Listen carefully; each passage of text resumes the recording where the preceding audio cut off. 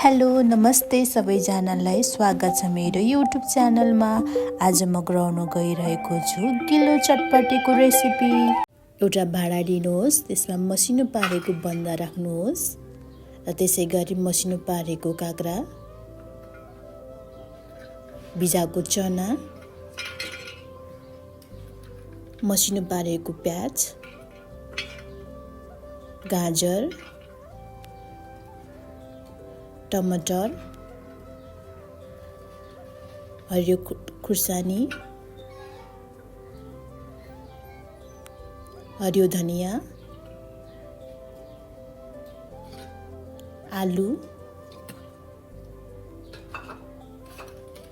दालमोट, भुटेको बदाम, जिरा धनियाको धुलो, चाउचाउ,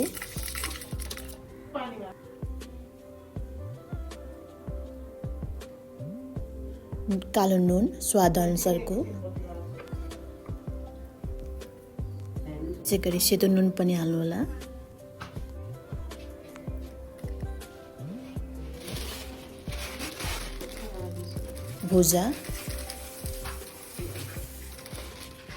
भुजा हालेपछि त्यसलाई मजाले मिक्स गर्नु होला।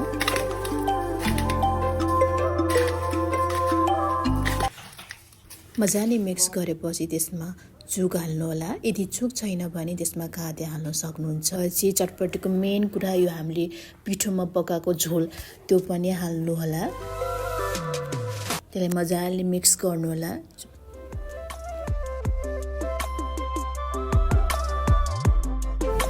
यदि हजुरलाई तोरीको तेल हालेको खाना मन पर्छ भने हाल्नु होला।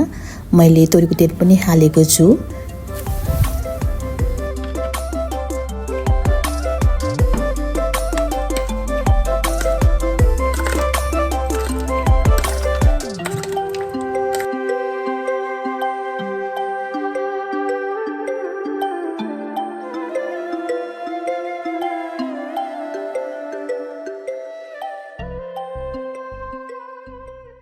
अझै मलाई यसमा धनिया हाले किनकि अझै स्वाद आउँछ त्यो धनियाले गर्दाखेरि। ल हेर्नुहोस् त कस्तो राम्रो देखियो चटपटे। हजुरलाई नि खान लाग्यो कि लागेन चटपटे देखेर? हजुर पनि घरमा बनाएर खानु होला। र लास्टमा हल्का धनिया हालेर रेडी टु इट।